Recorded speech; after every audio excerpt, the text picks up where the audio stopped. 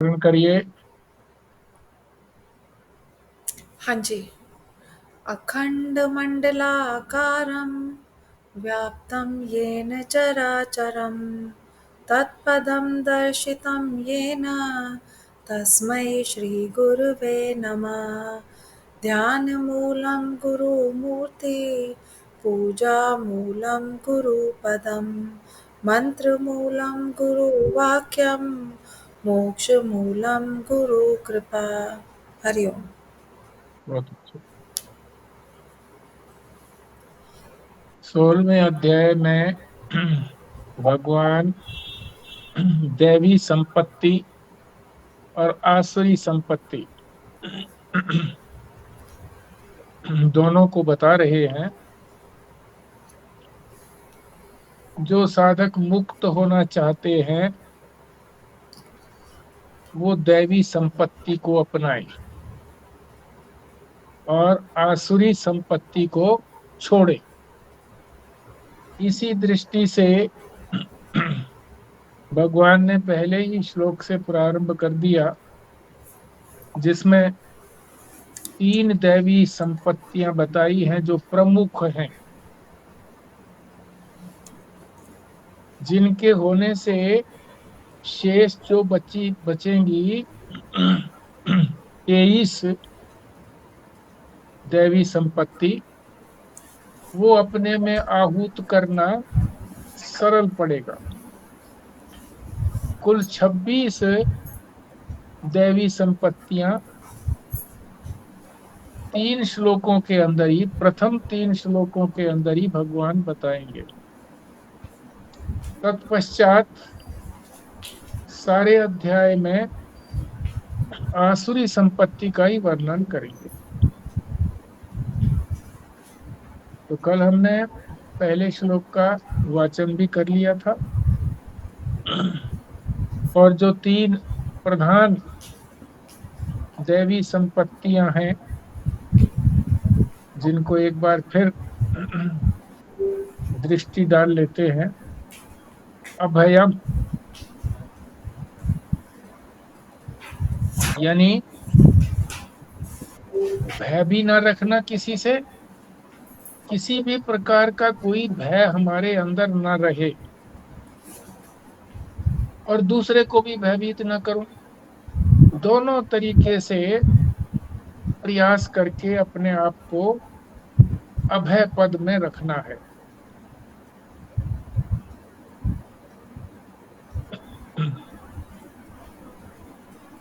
फिर एक उदाहरण भी दिया था कि भक्त अपनी पत्नी के साथ समुद्री जहाज में जा रहे थे, तूफान आया, तभी जप करने लगे, कोई कुछ करने लगा, परमात्मा की आराधना करने लगे। भगत ने कुछ नहीं किया तो पत्नी ने कहा कि तुम बड़े भक्त बनते हो, ऐसे कठिन समय में भी तुम परमात्मा को याद नहीं करते। भक्त ने तुरंत चाकू लिया, उसकी छाती पर चढ़ करके कहने लगा, अभी मारता हूं तेरे को, कैसे बोलती है तू। हंसने लगी। पूछा भक्त ने, क्यों हंसती हो। कहने लगी, तुम तो मेरे अपने हो। तो इस उदाहरण से ये बताया कि परमात्मा जो है, जिसको हम, यदि परमात्मा को हम अपना मान लें, जो आत्मा हमारी है वही परमात्मा की आत्मा है। परमात्मा और आत्मा में कोई अंतर नहीं है। अगर हमको इसको अच्छी प्रकार से निश्चय कर लेते हैं, तो भगवान तो अपने हैं, अपनों से कोई डर थोड़ा ही लगता है। क्यों। भक्त ने कहा कि ये तूफान मैं तो लाया नहीं, ये तो परमात्मा लेकर के आए हैं, और उनकी मर्जी के बिना एक पत्ता भी नहीं हिलता है।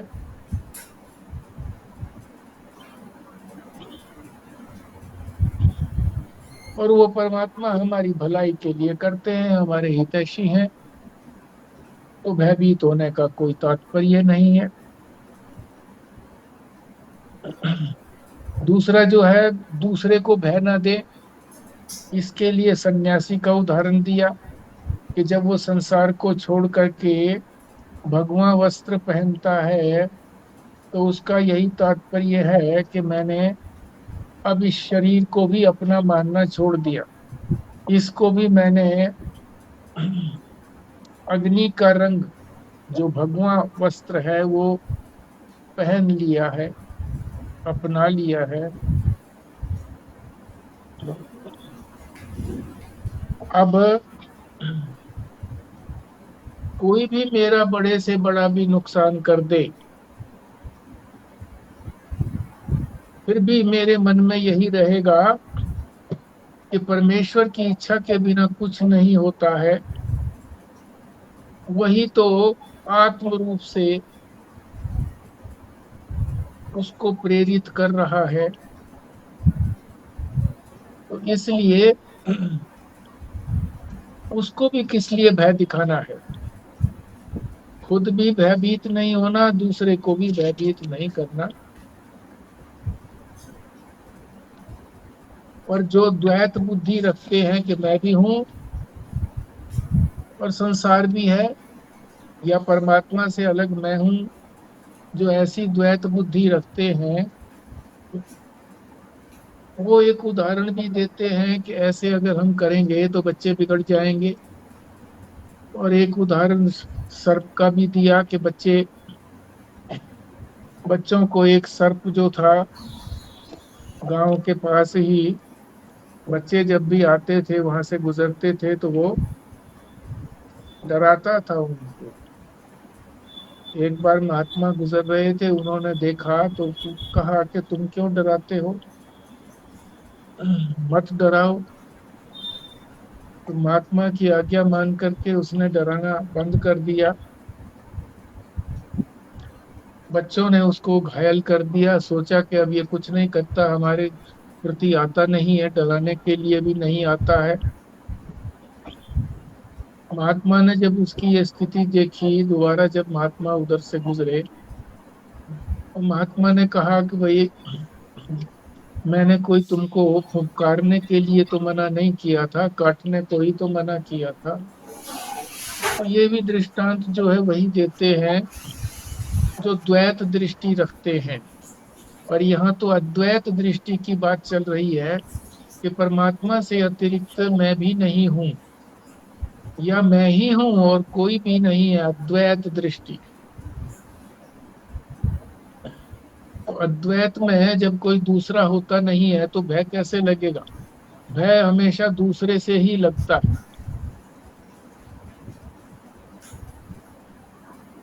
कल उदाहरण देख के समझाया भी था कि अपना ही भाई पहलवान हो तो उससे डर नहीं लगता, बल्कि ये लगता है कि वो तो मुसीबत में काम आएगा। दूसरा कोई अगर पड़ोसी ऐसा होता है तो ये सोचते हैं कि कभी हमारे से विरुद्ध हो गया तो हमें हानि पहुंचा सकता है।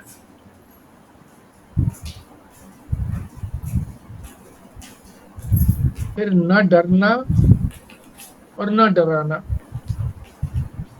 डरने से भी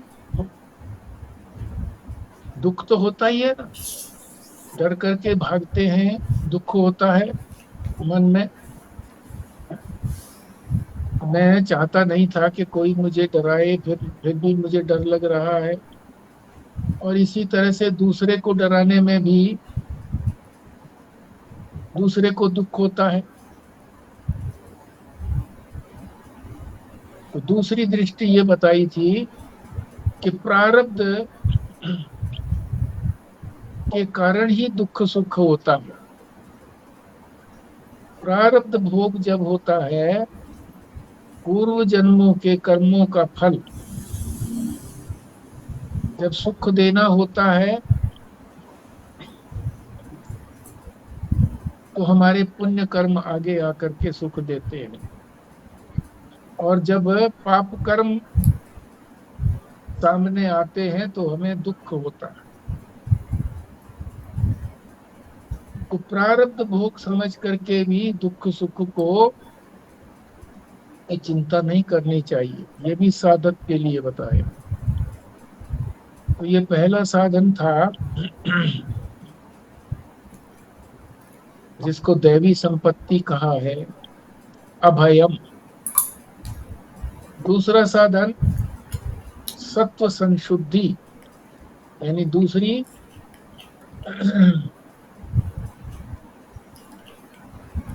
दैवी संपत्ति क्या है? सत्व संशुद्धि। सत्व कहते हैं मन को, अंतःकरण। अंतःकरण जो है वो शुद्ध होना चाहिए। शुद्ध का तात्पर्य क्या है? कि कोई राग द्वेष नहीं हो, जो चीज मन में हो वही वाणी से प्रकट हो और वही कर्म में परिणित हो।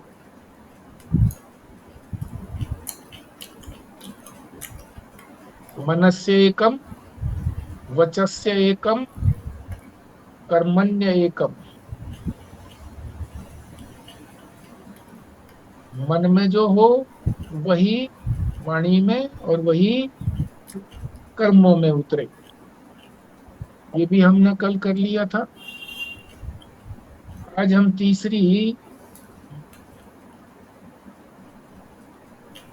दैवी संपत्ति, जो तीन प्रमुख दैवी संपत्तियां भगवान ने गिनाई हैं, तीसरी पर हम प्रवेश कर रहे हैं। ज्ञान योग व्यवस्थिति। ज्ञान, ज्ञान किसको कहा है? जो शास्त्र और गुरु ज्ञान देते हैं। मन में शंका होती है तो ज्ञान तो बहुत देने वाले हैं, कितने विषय हैं संसार के अंदर, सभी के शास्त्र भी हैं और सभी को पढ़ाने वाले गुरु भी हैं। पर वो सारा जो ज्ञान है वो संसार का ज्ञान है और वो हमारी ज्ञानेंद्रियों के माध्यम से और मन बुद्धि के माध्यम से हम उसको ग्रहण कर सकते हैं। पर ये जो ज्ञान की बात यहाँ हो रही है, ये इंद्रियातीत ज्ञान है। इंद्रियां वहां नहीं पहुंच सकती। जो हमारी बहिर्मुख इंद्रियां हैं, पांच ज्ञान की, आंख कान नाक जिह्वा और आंख कान नाक जिह्वा और स्पर्श इंद्रिय, इनसे ज्ञान होता है। बाहर के विषयों का ज्ञान होता है मन और बुद्धि से। यद्यपि ये अंदर का ज्ञान होता है, परंतु ये आत्मा तक इनकी पहुंच नहीं है। आत्मा से पहले जो आनंदमय कोश है, पांच कोश बताए थे, तो सबसे अंतिम अंदर, सबसे अंदर जो अंतिम कोश है वो है आनंदमय कोश। वहां तक इसकी पहुंच है और आत्मा उससे परे है। तो इसलिए ये जो ज्ञान है, ये प्रत्यक्ष रूप जो ज्ञान है, यही इंद्रियों के बस की बात है, मन की बस की बात है। परंतु जो आत्मा का ज्ञान है, परमात्मा का ज्ञान है, अपना ज्ञान है, और इसी तरह से धर्म का जो ज्ञान है, धर्म और मोक्ष, इन दोनों के लिए वेद प्रमाण है, उपनिषद प्रमाण है, गीता प्रमाण है। और उसी प्रमाण को लेकर के गुरु भी शास्त्र को उनका रहस्यार्थ समझाता है।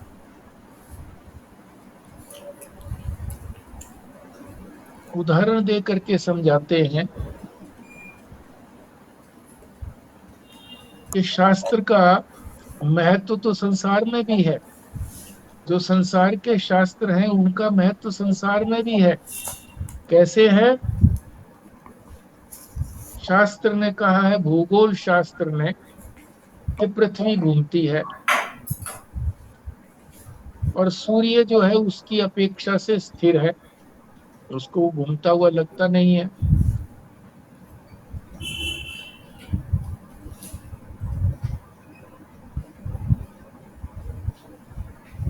परंतु हमको ये लगता है कि सूर्य तो पूरब में निकलता है, पश्चिम में छिपता है, वही चलता है, और पृथ्वी तो हमें स्थिर लगती है।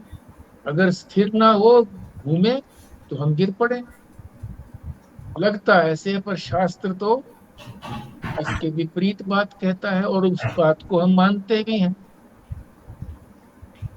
भूगोल शास्त्र की बात को मानते भी हैं कि वही ठीक है।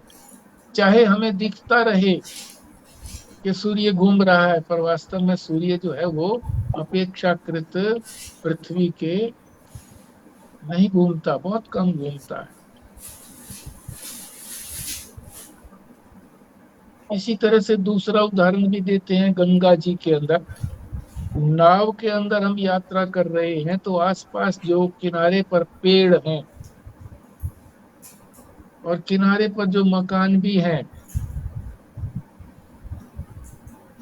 ऐसे लगता है कि वो चल रहे हैं, और हम अंदर से जानते हैं अच्छी तरह से कि पेड़ तो चलते नहीं है, मकान भी चलते नहीं है, चल तो हमारी नाव रही है। इसी तरह से रेल के अंदर जब यात्रा करते हैं तो लगता है कि जो तार, खंबे जो रेल लाइन के साथ साथ चलते हैं वो चल रहे हैं और वो दौड़ रहे हैं, और वास्तव में वो स्थिर है। चल कौन रही है? रेल। और भी उदाहरण देते हैं कि हम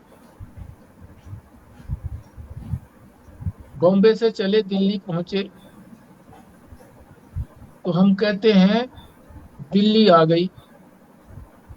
तो वास्तव में दिल्ली आई तो नहीं, दिल्ली तो जहां थी वहीं पर है, हम आ गए।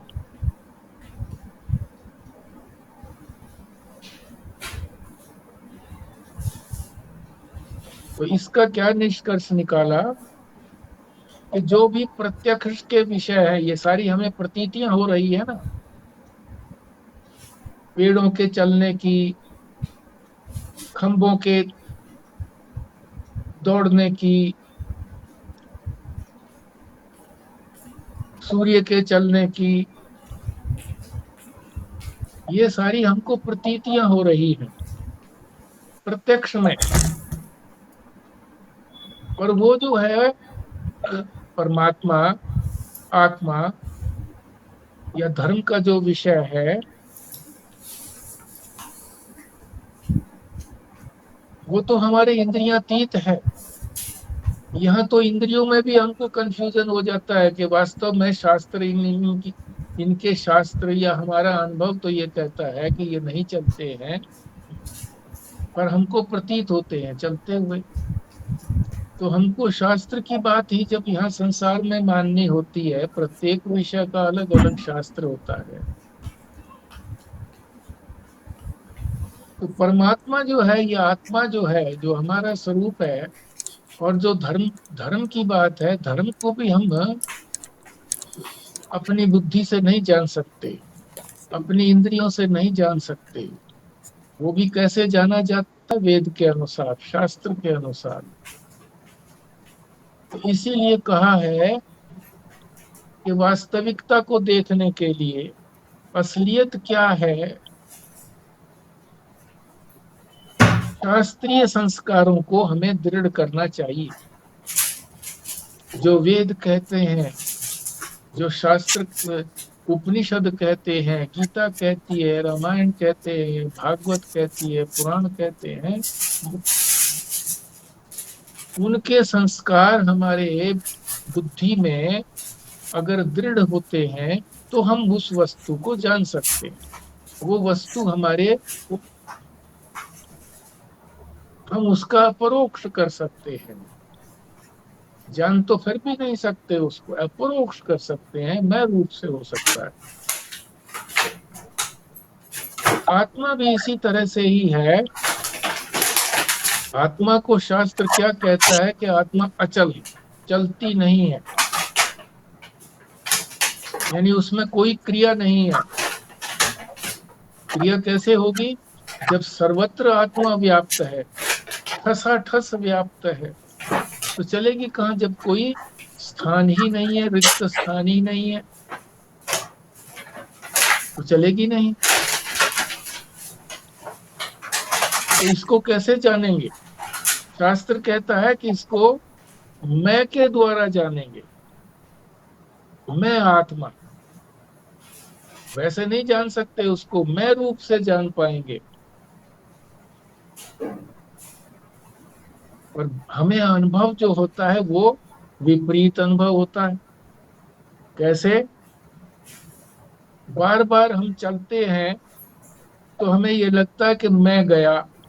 मैं का मतलब आत्मा, जब बताया ना कि मैं आत्मा, तो मैं गया।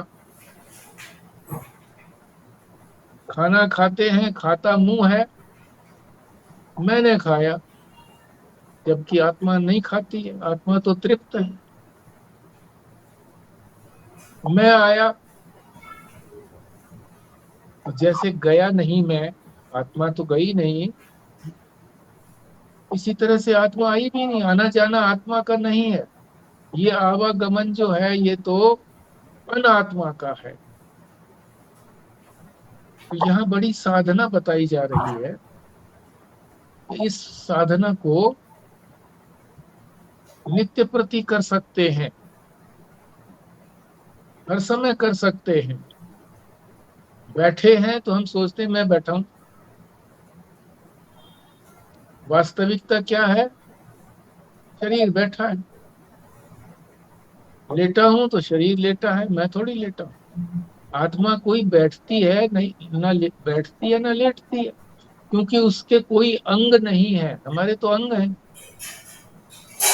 एक अंग से अगर हम सहारा लेकर के उसको तो कहेंगे बैठना, और दूसरे किसी अंगों से लेटने को कहेंगे, किसी और अंग के चलने से चलना कहेंगे। तो सोचना यही है कि शरीर चल रहा है, शरीर जा रहा है, मैं नहीं लेटा, शरीर लेटा है। मैं नहीं खा रहा, मुंह खा रहा है, मुंह के द्वारा खाया जा रहा है। तो इसको बार बार स्थिर करना है। इसी तरह से लगेगा कि ये तो मामूली सी बात है, इसका क्या करना है, ये तो बड़ी सरल बात है। तो सरल बात को हम अपनाएंगे नहीं, और जब कह देंगे कि आत्मा जो है वो स्थिर है, वो समझ में आती नहीं है। आत्मा में कोई क्रिया नहीं है तो समझ में आती नहीं है। तो इस सरल चीज को ही बार बार करते रहेंगे तो ये मन में दृढ़ हो जाएगा, और इसी का बड़ा प्रभाव पड़ता है। ऐसे ही संस्कार बनते बनते ये लगने लगता है कि मैं आत्मा तो निष्क्रिय हूं, कोई क्रिया नहीं है। तो क्रिया किस में हो रही है? इन अंगों में, यंत्रों में हो रही है, मेरी में नहीं हो रही।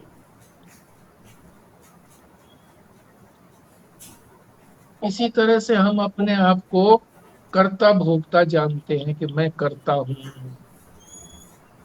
और फिर उसका जो फल मिलता है मैं उसको भोगता हूं। आत्मा तो शास्त्र कहता है कि ना वो करता है, क्योंकि उसमें क्रिया नहीं है, भोगता भी नहीं है वो। तो कौन है कर्ता?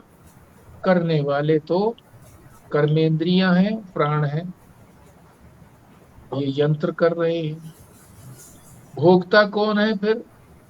आत्मा नहीं भोगता तो हमारा मन भोगता है। सुख दुख भोगता है तो मन भोगता है। तो मैं कर्ता भोक्ता नहीं हूं। जब भी ऐसा लगे कि रसगुल्ला खाया मैंने, अरे मुझे बड़ा स्वाद लगा, तो ये नहीं सोचना मुझे स्वाद लगा, जिव्या जो है, जिव्या, रस का स्वाद तो जिव्या लेती है, तो जिव्या ने रस का स्वाद लिया। मैं तो केवल साक्षी हूं, मैं तो केवल उसको देखता रहा, बस जानता रहा। इस प्रकार से हम इन सरल सी चीजों को बार बार अपनाएंगे तो ये व्यवस्थिति हो जाएगी, ज्ञान की व्यवस्थिति हो जाएगी। व्यवस्थिति का मतलब निष्ठा हो जाएगी। हर समय जो भी कोई क्रिया होगी तो यंत्रों के द्वारा होगी, कोई भोग होगा तो यंत्रों के द्वारा होगा, ये हमारे मन में पक्का हो जाएगा। इसी को कहते हैं निष्ठा। निष्ठा का मतलब नितराम स्थिति, हर समय वही स्थिति बनी रहे। ये आए ही नहीं कि मैं कुछ करने वाला हूँ, भोगने वाला हूँ, करता हूँ, भोगता हूँ, मेरा जन्म होता है, मेरी मृत्यु होती है, ऐसा भाव आए ही नहीं।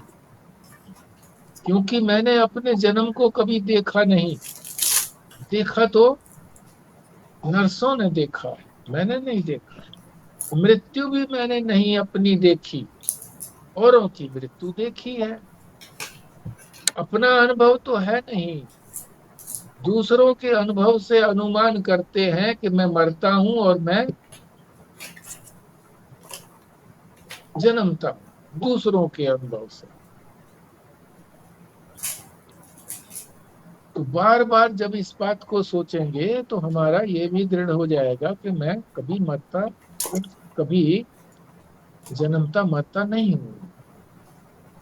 मैंने कभी अपने आप को मैं नहीं हूं ऐसा कभी जाना ही नहीं। अगर ऐसा कभी जानता कि मैं नहीं हूं, तभी तो मैं कह सकता था कि मेरी मृत्यु हो गई। मैंने तो जाना ही नहीं कभी भी अपने आप को कि मैं नहीं हूं। हमेशा मैं तो अपने आप को जानता रहा कि मैं हूं। जागृति में भी अपने आप को जानता रहा कि मैं हूं। क्योंकि इंद्रियां वगैरह हमारी जो पांचों ज्ञानेंद्रियां हैं वो विषयों के साथ व्यवहार कर रही थी और मैं जान रहा था। मैं ही तो जान रहा था, मैं ही साक्षी था। इसी तरह से स्वप्न के अंदर भी मैं था, स्वप्न मैंने देखा, तो मैं स्वप्न से अलग था ना। और इसी तरह से सुषुप्ति, गहरी नींद में भी मैं तो था, बाकी ना शरीर था, ना मन था, वहां पर अंतःकरण भी नहीं था। तो इस तरह से निश्चय करना है। शास्त्र जो बात कहता है उस बात को याद रख करके, बार बार उस चीज को याद रख करके स्मृति में लानी है,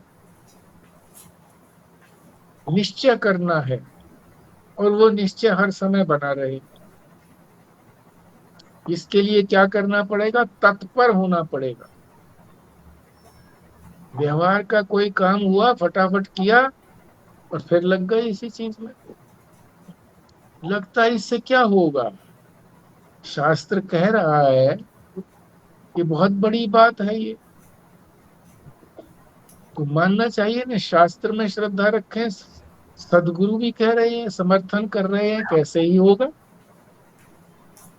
तो शास्त्र और गुरु में श्रद्धा रख के ही तो इधर पहुंचा जा सकता है। शास्त्र ही तो आंख है, वही तो मार्गदर्शन कर रही है। ये आंख हमारी नहीं कर रही है, ये इंद्रियां हमारी नहीं कर रही है मार्गदर्शन। मार्गदर्शन कौन कर रहा है? शास्त्र कर रहा है, वेद उपनिषद कर रहे हैं। इसलिए उनकी बात को श्रद्धा पूर्वक अपनाना चाहिए।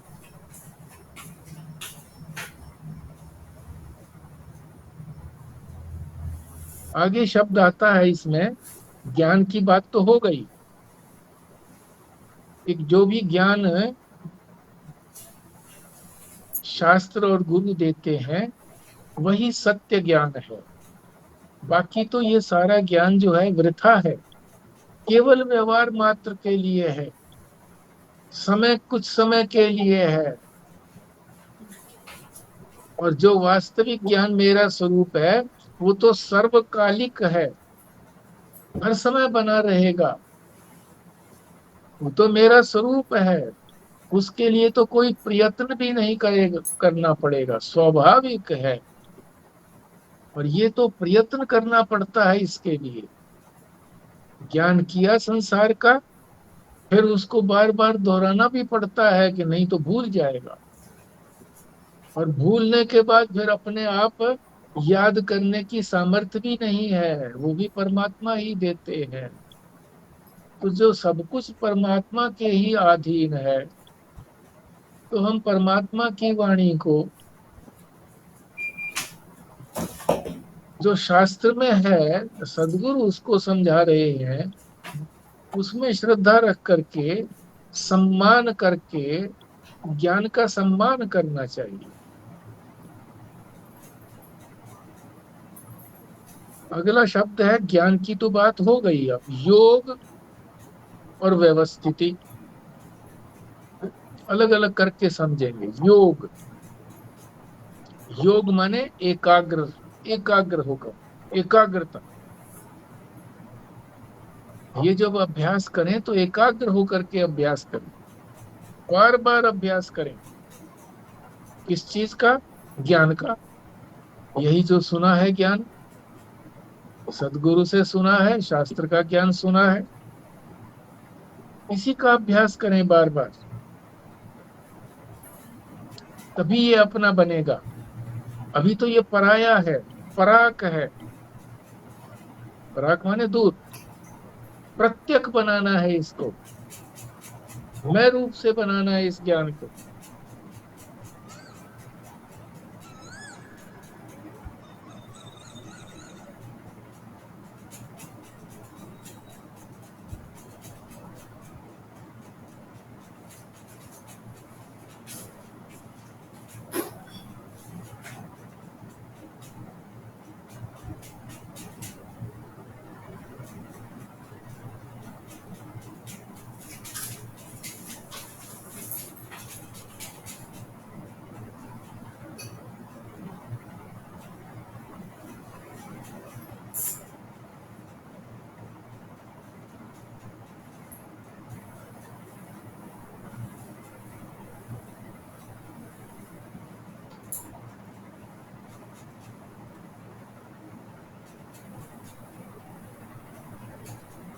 नारायण।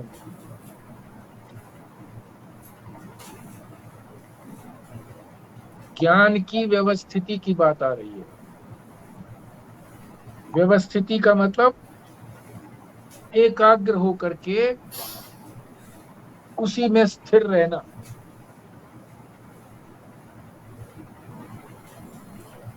जो कुछ सुना है, श्रवण किया है, उसका मनन करना है बार बार, आवृत्ति। और वो आवृत्ति स्वयं करनी है, तभी दृढ़ होगा। शास्त्र तो बताता है युक्तियों से कैसे निश्चय होगा, युक्ति से। तो शास्त्र भी युक्तियां देता है और सदगुरु भी युक्तियां देते हैं। और जब तक अपने आप चिंतन करके युक्तियां हम अपने आप नहीं ढूंढेंगे तो हमारी फैक्ट्री चालू नहीं होगी। मैंने कई बार प्रश्न पूछा स्वामी स्वयं प्रकाश जी से। मैंने कहा जी इसका ये बताओ, आप बताइए, शास्त्र ने तो बताया है, शास्त्र के अतिरिक्त आप अपने अनुभव से और युक्तियां बताइए।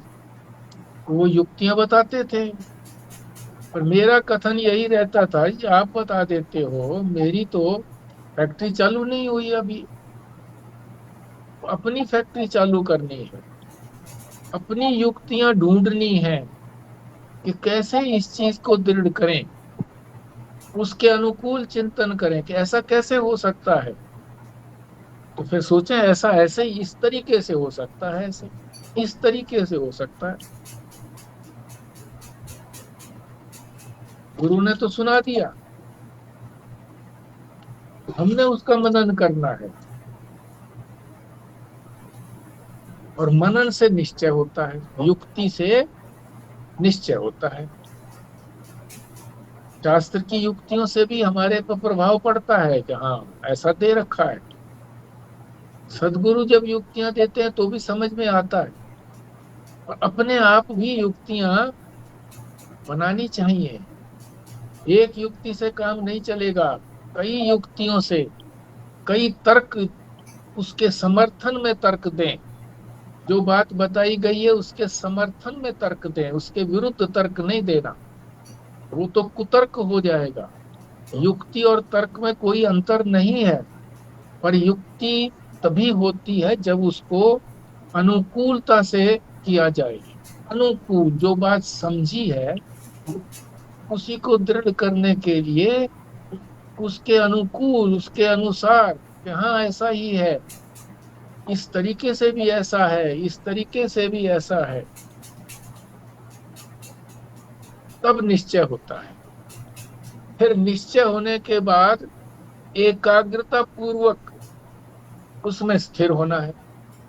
तो इसको वेदांत की भाषा में निधिध्यासन कहते हैं।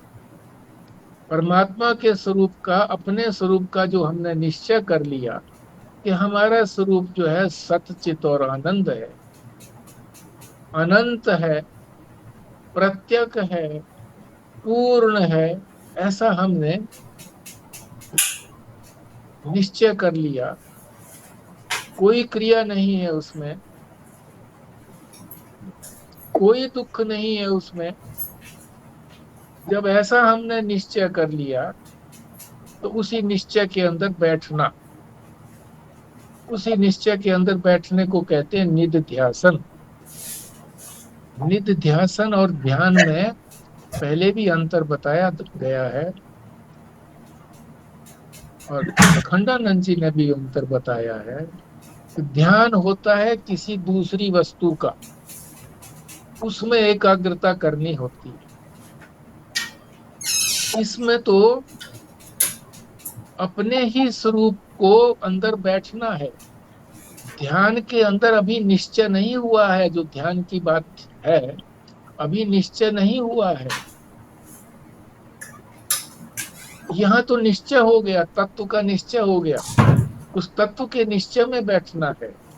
और वहां जो है निश्चय नहीं हुआ है अभी, हम उसमें परिवर्तन कर सकते हैं। और नित्य ध्यासन में जो वस्तु जैसी है वैसी ही हमको दिखाई देगी, शास्त्र ने बताई दिया है। तो इसी को नित्य ध्यासन कहते हैं। जो यहाँ बताया जा रहा है समाहित होना, इसी को योग कहा है। योग कि मैं करने वाला नहीं हूँ, भोगने वाला नहीं हूँ, मैं निर्गुण हूँ, मेरे अंदर कोई गुण नहीं है, तीनों गुणों से परे हूँ, निष्क्रिय भाव है मेरा।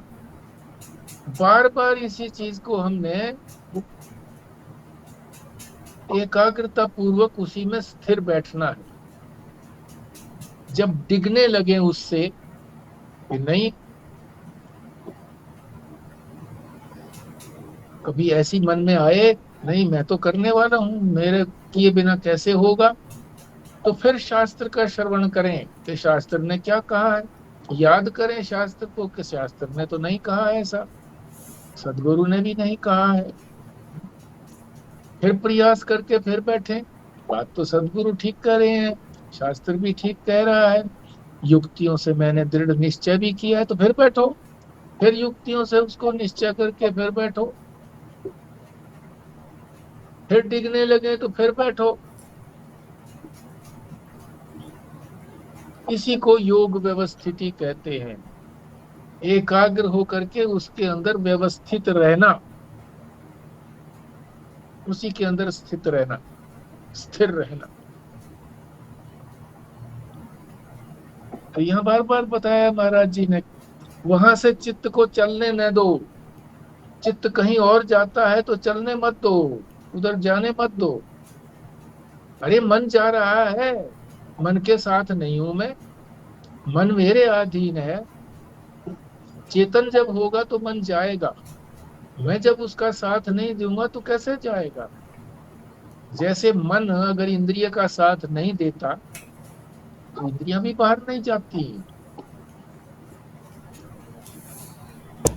इसी तरह से चेतन अगर साथ नहीं देगा कि मेरी आज्ञा के बिना कैसे जा रहा है बाहर, उसको आज्ञा दें, जाके देख, मैं चेतन तो यहाँ हूँ, दृढ़ हूँ यहाँ पर।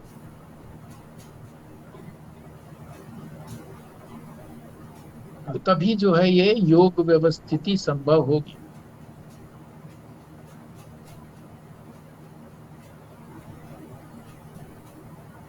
मन चला जाता फिर खींच करके लाओ, प्यार से मनाओ कि देखो सारा दिन तो तू मुझे चलाए रखता है? कभी कहता है वहां बिजनेस बिजनेस में चलो, कभी कहता है कि अपनी क्लिनिक पे चलो, कभी कहता है ये बाजार में चलो, सारा दिन चलाए रखता है। अब थोड़ी देर के लिए तू मेरे को मान, मेरी बात को मान। तू मानेगा प्यार से, नहीं मानेगा तो फिर डांट से। तो कहा भी है इसी तरह से, साम दाम दंड भेद।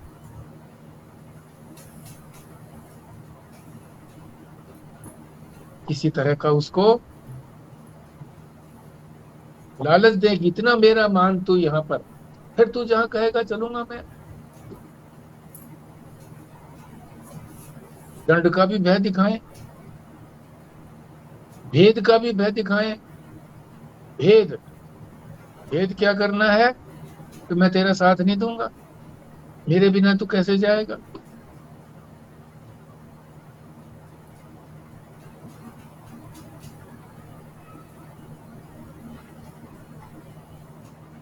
अगर हम ये स्थिर नहीं कर पाएंगे अपने मन को, तो हमें आनंद नहीं आएगा।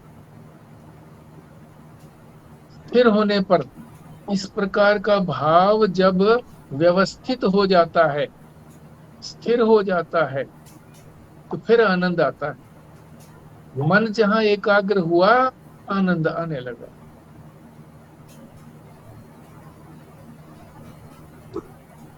शुरू में तो ये लगता है कि मुझे कुछ करने में आनंद आता है, कुछ भोगने में आनंद आता है। बुजुर्ग माताएं जो पहले होमवर्क ही करती थी, हाउस होल्ड लेडी ही थी, कुछ नहीं करती थी, बाहर नहीं जाती थी, घर का ही काम करती थी, तो इतनी अभ्यासित हो गई वो कि बहू आने के बाद भी बहू ने कह दिया कि माता जी अब मैं आ गई हूँ, आपको चिंता करने की जरूरत नहीं है, आप अब आराम करिए, भजन करिए। तो वो समझती है कि मेरे को तो चौके से बाहर निकाल दिया, रसोई से, अपनी सहेलियों से बैठती हैं, जब कहती हैं कि बहू तो हमारी ऐसी आई है कि मुझे घुसने नहीं देती वहां पे, क्योंकि जाए बिना नहीं रहा जाता, कर्म किए बिना। कर्म के अंग है ना, इनको शांति से बैठाना सीखा नहीं है। इसी तरह से भोग के यंत्र हमारा मन, जब तक कोई भोग नहीं मिलता तो वो रुकता नहीं है मन, भोग में ही रुकता है। तो ऐसे लगता है कि किसी चीज के कर्म करने से ही आनंद मिलता है या भोगने से आनंद मिलता है। रसगुल्ला खाया तो आनंद आया, बिना रसगुल्ले के आनंद नहीं आता।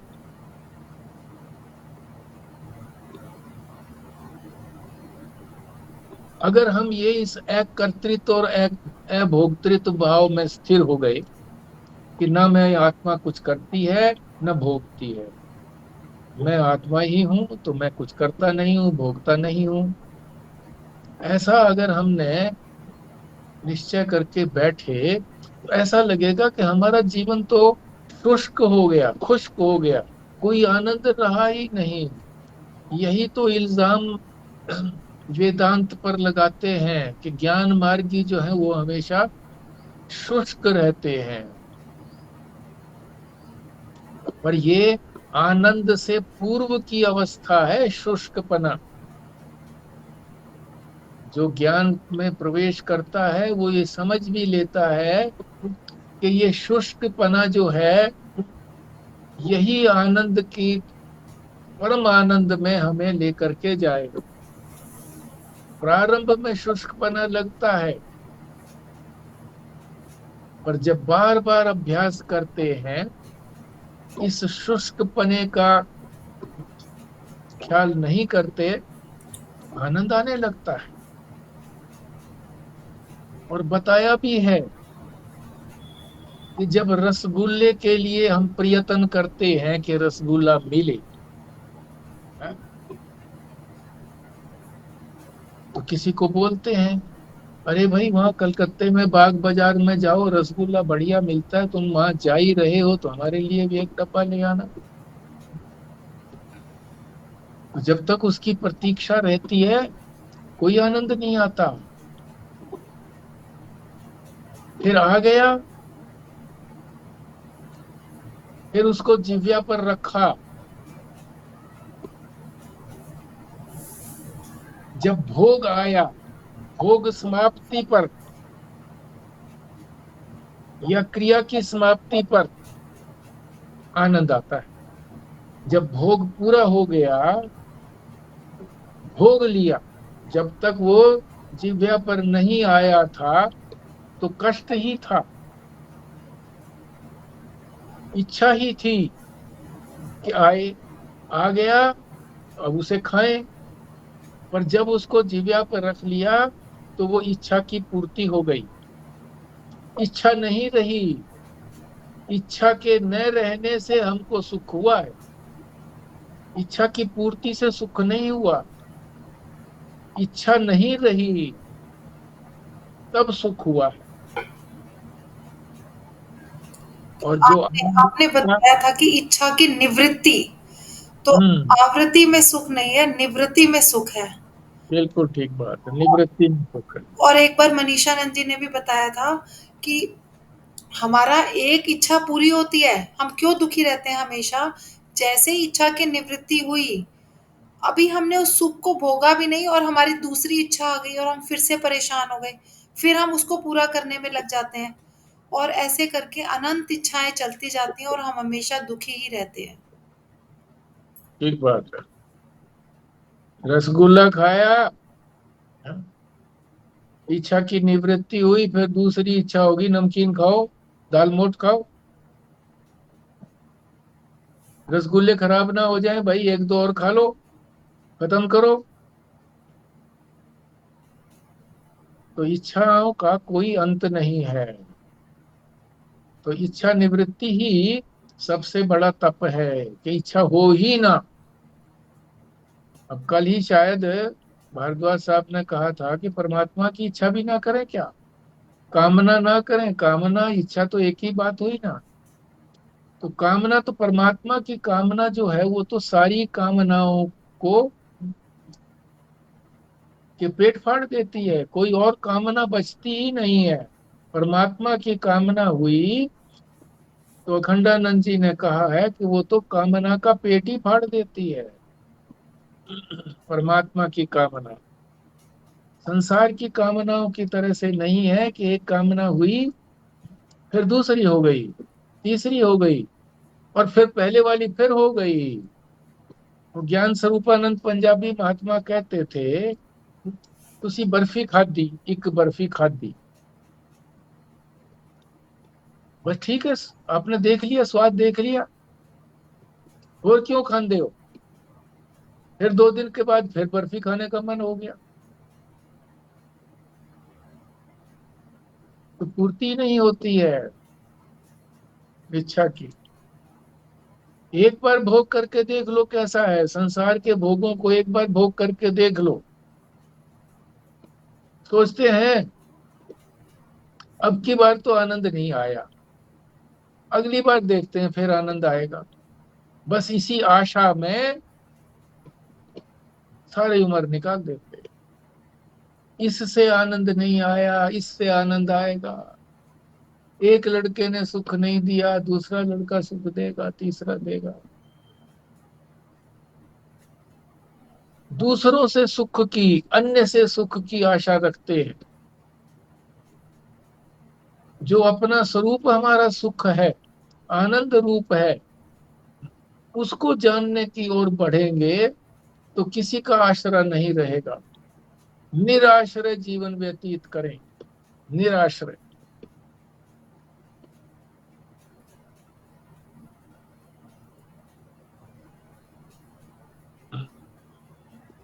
तो योग के अंदर जो भाव हमारा आया ज्ञान के प्रति, कि ज्ञान ऐसा है, हमारा स्वरूप ऐसा है, परमात्मा का स्वरूप ऐसा है, उसी में निरंतर रहना है, स्थिर रहना। और ये स्थिरता हम कर नहीं पाते। समय निश्चित कर लिया कि सवेरे ध्यान में बैठना है, प्रारंभ में 15-20 मिनट का समय निश्चित कर लिया, फिर आंख खोल करके देखते हैं कि 15 मिनट तो हो गए होंगे। अरे बैठे रहो, क्या समय निश्चित करना है?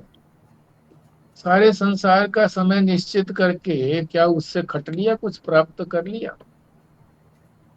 तो यहाँ तो समय की निश्चितता रखिए ही नहीं कि नहीं उठूंगा, उठना ही नहीं है, कितना ही समय हो जाए, समय तो मेरे अनुसार चलेगा। मैं जब उठूंगा तब पता लगेगा कितना समय हुआ है। मेरे उठने से पहले तो पता ही नहीं है समय क्या है क्या नहीं है, समय है ही नहीं।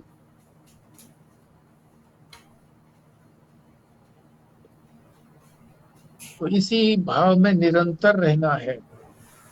गुजरात में एक वो आते थे, योग की बड़ी महिमा थी उनकी, और योग में उनकी काफी पैठ थी। वो यही कहते थे, समय क्या देखना है, देखना ही नहीं है समय। मन में ये भाव ही ना आए कि बहुत देर हो गई है, तो क्या काम अटका पड़ा है। ऐसे समय में ध्यान में बैठो कि रात को 2 बजे आंख खुल गई, तो ठीक है, अब कितना ही समय होता रहे। अच्छा, दोपहर के 9 बजे तक मुझे कोई काम है ही नहीं, तो ठीक है, कितना ही समय होता रहे। तो इस प्रकार से भगवान ने 3 प्रमुख संपत्तियों को बताया, प्रधान संपत्तियां। अभयम, सत्व संशुद्धि, और ज्ञान, योग, व्यवस्थिति। ज्ञान कौन सा? संसार का नहीं, इंद्रियातीत ज्ञान, जो शास्त्र की आंख से, वेद की आंख से ही जिसको देखा जा सकता है, वो ज्ञान। और फिर उसको योग, एकाग्र रहना, उसी ज्ञान में एकाग्र रहना। दिखने लगे तो फिर व्यवस्था करो। व्यवस्थापक जो होता है, जब व्यवस्था बिगड़ने लगती है तो फिर व्यवस्था को ठीक करने के लिए करता है। मैजिस्ट्रेट, जज, जब कोई बात होती है, शोर मचने लगता है, तो वो अपना डंडे से उसमें मारता है, इस तरह से, शांत शांत। इसी तरह से पार्लियामेंट में भी जब बहुत शोर शराबा होता है तो वो कहता है बार बार, और बार बार कहने पर भी नहीं कोई मानता है, तो फिर वो कहता है कि तुम्हारे को दंडित कर दिया जाएगा, बाहर निकाल दिया जाएगा। और इन आवाजों को, इन जो भी तुम बोल रहे हो, इसको कोई नोट नहीं किया जाएगा, आएगा नहीं ये सब कुछ। और सारा संसार देख रहा है इसको, इस बात का भी हवाला देता है।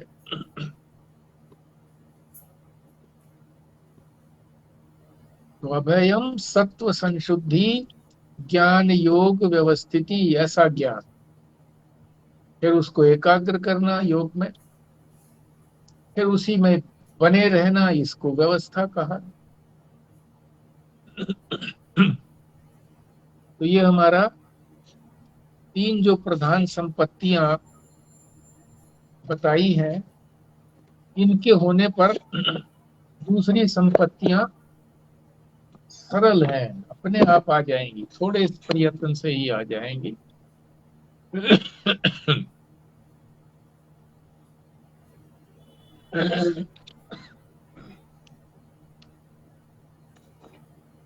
हाँ जी, आप बोलिए कुछ।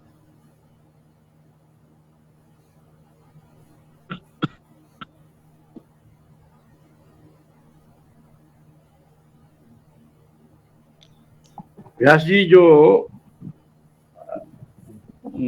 करने लायक जो असली चीज है वो तीसरे है ज्ञान योग व्यवस्थिति। संस हाँ जी। इसमें जो आपने बताया ये बहुत ही डिटेल में एक तरीका हमें उपासना करने का साधन बतला दिया।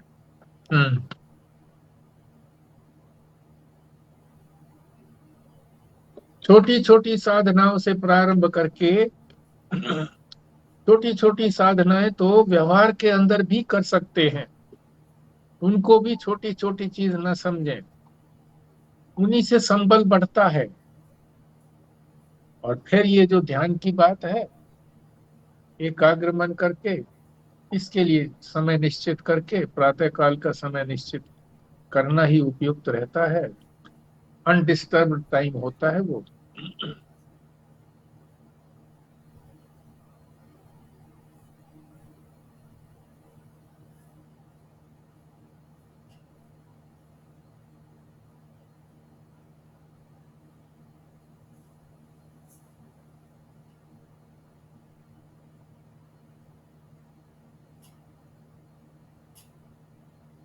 ठीक है जी, फिर पूर्णाहुति की तरफ बढ़ते हैं।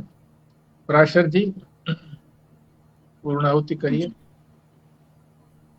ॐ पूर्णमदः पूर्णमिदं पूर्णात् पूर्णमुदच्यते पूर्णस्य पूर्णमादाय पूर्णमेवावशिष्यते। ॐ शान्तिः शान्तिः शान्तिः। नारायण नारायण नारायण। नारायण नारायण। नारायण जी, नारायण नारायण।